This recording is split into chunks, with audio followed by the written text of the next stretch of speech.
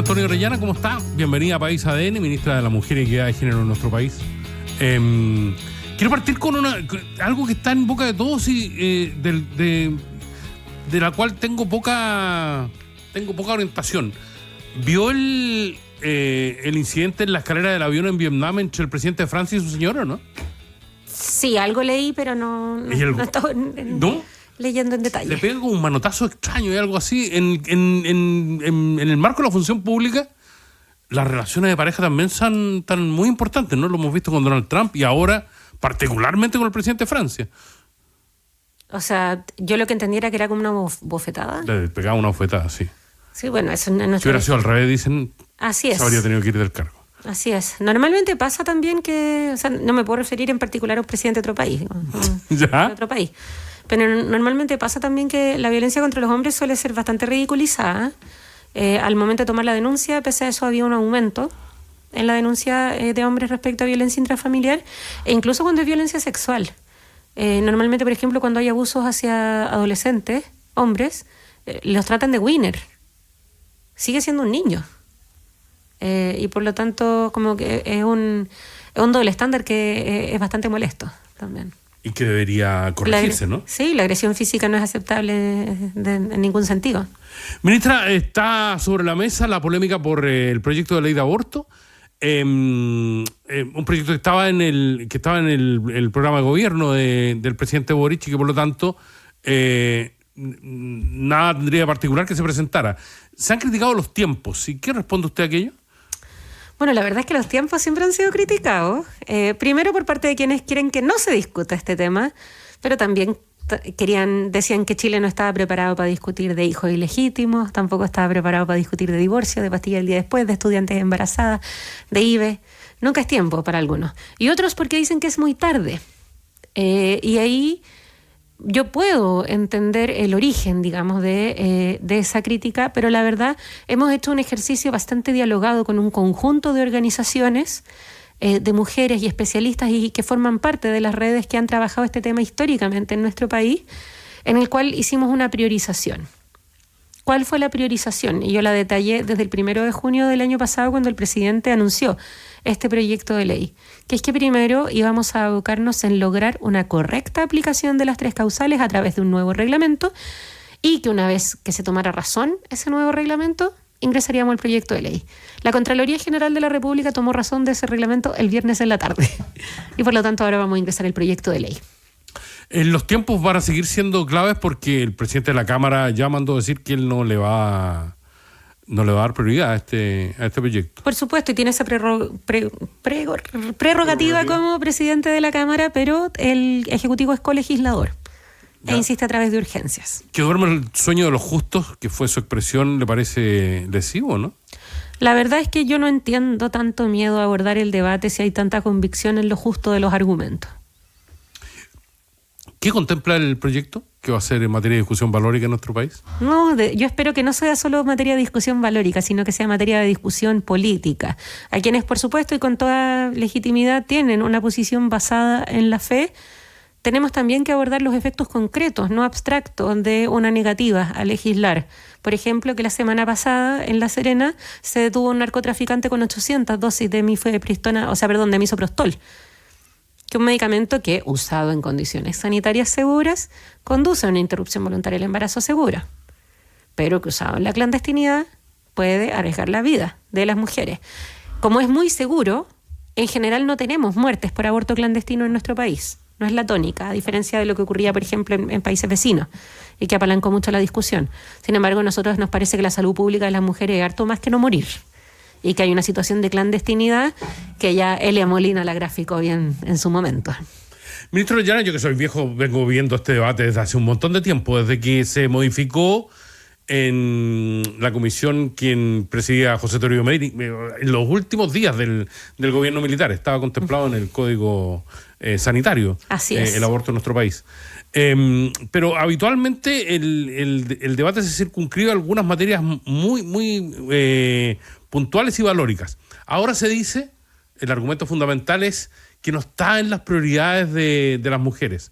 ¿Ustedes tienen datos concretos de que sí hay interés por legislar en esta materia en el marco de la sociedad chilena, ¿no? En primer lugar, yo creo que podemos abordar múltiples proyectos a la vez y de hecho eso es lo que estamos haciendo. Recién la semana pasada estábamos dando cuenta de los resultados de la Ley de Pago de Efectivo de Pensiones de Alimentos, más conocida como Ley Papito Corazón. Ahí la cultura popular se nos fue por delante, porque el nombre de la ley quizá era muy largo. Hemos dado cuenta de más de 2.500 millones de dólares en órdenes de pagos para pensiones de alimentos, que es uno de los problemas más comunes, porque el 96% de quienes deben son hombres. Y esas jefas de hogar que llevan el hogar solas a quienes se les debe. En segundo lugar, en cuanto a violencia, nos queda mucho por avanzar, pero después de 7 años de discusión logramos sacar el año pasado la Ley Integral contra la Violencia hacia las Mujeres, que está en plena implementación y de hecho el día viernes logramos la aprobación junto con el Banco Mundial del acuerdo de financiamiento que va a acompañar la implementación de esta ley hasta el 2029. Porque es un cambio en la política de Estado. En tercer lugar, mañana tenemos sesión del proyecto de Sala Cuna, que es una de las prioridades ciudadanas transversales. Y, por supuesto, estamos llevando todavía el proyecto de sociedad conyugal, que lleva 14 años de debate, para que las mujeres casadas no tengan que seguir pidiendo permiso. Y en medio de todo eso también estamos promoviendo que se abra el debate sin veto respecto a aborto legal.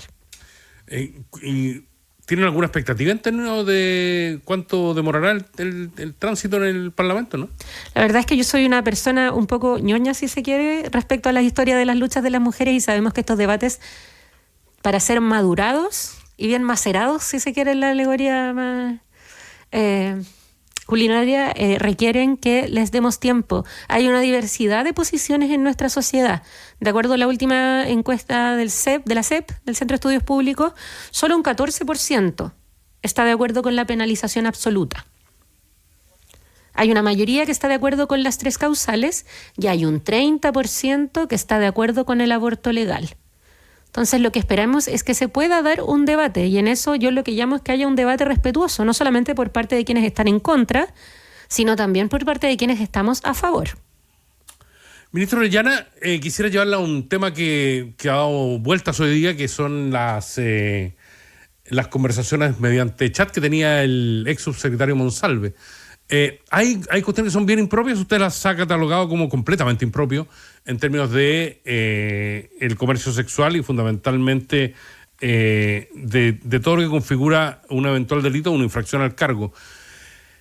Pensando en futuro, debería haber normas que de alguna manera debieran ser aplicadas a quienes se ejercen cargo de esta naturaleza, fundamentalmente en el rol que ocupaba el subsecretario Montalve. Ya las hay, es el estatuto administrativo que establece que el estándar legal para las y los funcionarios públicos es más alto que el de solo la ley. Y en ese sentido es que yo señalo que es impropio. ¿Por qué? No estoy hablando desde una perspectiva valórica ni moral, porque en Chile tenemos un problema contingente, que es el aumento de la explotación sexual comercial y el aumento de la trata con fines de explotación sexual comercial, asociada a la crisis migratoria. Es un tema que hemos puesto en la mesa en los diálogos regionales con otras ministras de la mujer, porque es un problema que estamos enfrentando varias, es un problema que hemos puesto sobre la mesa con la nueva política de trata y es en ese sentido que a mí me parece completamente impropio que una persona que tiene, entre otras, de sus tareas, la Mesa Nacional contra la Trata y la Explotación Sexual Comercial, participe de redes de intermediación para el comercio sexual, que puede haber que haya comercio sexual autónomo ahí, ejercido libremente, pero que sabemos, de acuerdo a las investigaciones judiciales que hay vigentes en nuestro país, de la cual también participan redes de trata y de explotación. ¿El comportamiento impropio puede ser también delito? A mí parece un comportamiento impropio, desconozco el informe en su totalidad. Y no me corresponde a mí si calificar si es delito o no. Obviamente. Ministra, en ese sentido, y a propósito de la trata, ha habido una particular dedicación en el último tiempo por fiscalizar los malls chinos, que se supone que además se esconden, ocultan o llevan aparejado un tema de trata laboral, pero también sexual. Ustedes tienen antecedentes de aquello, ¿no?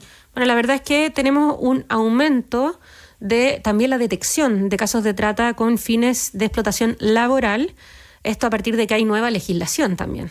Recordar que teníamos una legislación bastante atrasada que se ha ido actualizando en los últimos 15 años. En cuanto a lo que en específico se aboca el Ministerio de la Mujer a través del Servicio Nacional de la Mujer y Equidad de Género, que es la trata con fines de explotación sexual comercial, nosotras hemos ampliado nuestra capacidad de acogida a víctimas, hemos realizado gestiones de repatriación, por ejemplo, y de protección a víctimas. Sobre todo en el tema de la trata hay algo que cuesta mucho, que es cultural, que es no entender que esto es la forma de esclavitud moderna.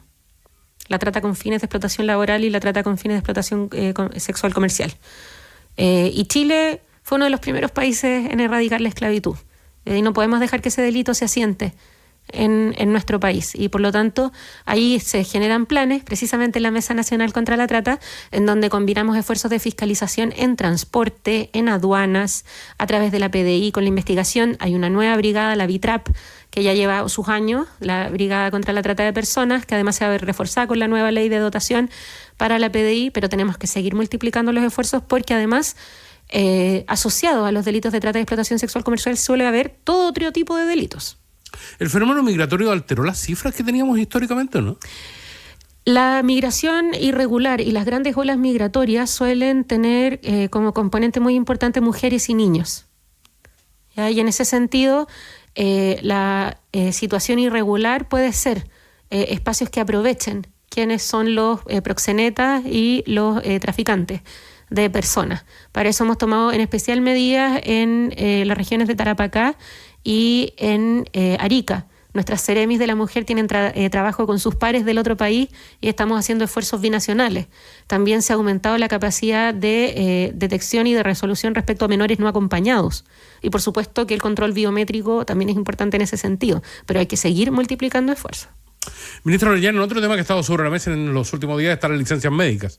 Licencias médicas que golpean fuerte al sector público, fundamentalmente. ¿Cuál es la visión que tiene usted con respecto al informe de Contraloría? Una frescura sin nombre, lo que se ve. Esa es la primera reacción, pero ya desde un ámbito más formal, ahí, bueno, por supuesto que hemos iniciado los sumarios respectivos, estamos en el ranking 582 de instituciones. ¿En el ministerio? Sí, hay un 60% aproximadamente acá que corresponde a municipios, pero también hay de la Administración Central del Estado. Y en ese sentido, desde el inicio de la administración, el ministro Marcel ha sido muy claro respecto a la cuestión del ausentismo, que no todo es por licencias médicas, pero respecto al ausentismo en el sector público. Dentro de las normas para poder apostar a un aumento presupuestario para estos años ha estado el abordar el ausentismo, así lo hemos hecho nosotras. Hicimos un plan de recuperación de licencias médicas rechazadas desde el 2018. En segundo lugar, remitimos ya a Fiscalía al menos un caso previo a este informe de Contraloría. El año de 2023 remitimos a Fiscalía el caso de una funcionaria que pudimos, nuestra sospecha bastante certera, es que alteraba documento de licencias médicas para mantener su ausencia del lugar de trabajo, y el informe que entrega la Contraloría es un paso más en este trabajo, que además también ya está siendo abordado por la legislación. Ya se aprobó la ley respecto a grandes emisores de licencias médicas que permite actualizar, y hay otros avances que dar que tienen que ver sobre todo con modernizar los sistemas para detectar estos cruces. Porque habitualmente el reclamo de las mujeres, y fundamentalmente aquellas que son cuidadoras o de los pre- y postnatal, es que se sentían de alguna manera maltratadas por el COMPIN y por el sistema de licencias. Así es. Ahora, es muy distinta la situación de la licencia pre- y postnatal, porque la licencia de pre- y postnatal no es por una enfermedad, es el descanso maternal ante un hecho que no es falseable, que es el parto. Son otro tipo de licencias. Sí, pero me refiero a los cuidadores o cuando había dificultades en términos del parto, que endurecer el régimen o sospechar del régimen de licencias médicas también puede afectar a un montón de mujeres a partir de este escándalo, ¿no? Bueno, para eso vamos a estar como ministerio para velar que el tratamiento diferenciado que tienen las licencias de pre- y postnatal, que no son licencias por enfermedad, sino un reconocimiento al hecho físico, que es el embarazo y el parto y el descanso que requiere, no solo por el bienestar superior del niño, sino también para la madre, se siga manteniendo como una vida separada. Al igual que tiene una distinción, sí, respecto al tipo de descanso con la licencia para la enfermedad grave del hijo menor de 1 año. la superintendenta Pamela Gana ya sacó una resolución al respecto y nosotras vamos a velar porque se vea la distinción que existe respecto al pre- y postnatal de otros tipos de licencias médicas. Ministra, en el marco de la campaña presidencial, hemos estado en años electorales en los últimos tiempos, pero obviamente se analizan grandes temas. Hay candidatos de derecha que dicen que en medio de la reducción del aparato estatal, que es una vieja aspiración de grupos políticos en nuestro país y en el mundo, habría que eliminar el Ministerio de la Mujer. Bueno, es parte de su programa, digo, no puedo andar comentando al respecto. Ahora, para efectos del debate público, habría que revisar qué ha ocurrido en los países que lo han eliminado, si ha tenido algún efecto beneficioso y qué pasa en los países que no lo tienen. Y si miramos ahí, y si miramos los avances, porque nuestro país es un país muy distinto desde que se creó el CERNAM, que es nuestro nuestro antecesor. ¿Qué leyes ha promovido el CERNAM? A veces a contrapelo, muchas veces de hecho. Muchas de mis antecesoras tuvieron grandes dificultades. Y Josefina Bilbao, por ejemplo, que viajó a la conferencia de Beijing más 20 y de vuelta Chile hizo un compromiso con legislar respecto a materias como el divorcio, como la igualdad jurídica ante la ley, la protección de la maternidad, la protección de la lactancia. O sea, miremos el país hace 30 años, cuando no teníamos organismos de protección de los derechos de las mujeres, organismos especializados. Y miremos los debates legislativos y qué rol ha tenido el Servicio Nacional de la Mujer y luego Ministerio de la Mujer en ellos. ¿Somos un país distinto? ¿Nos queda mucho por avanzar? Sí. Pero también el avance que hemos tenido las mujeres es innegable. Y es precisamente para eso, que se crean al nivel jurídico internacional, se les llama los mecanismos de adelanto nacional de las mujeres. Ministra Antonio Orellana, ¿cómo lo ha pasado ejerciendo el cargo? De dulce y a gras. ¿Ya? ¿Qué es lo dulce?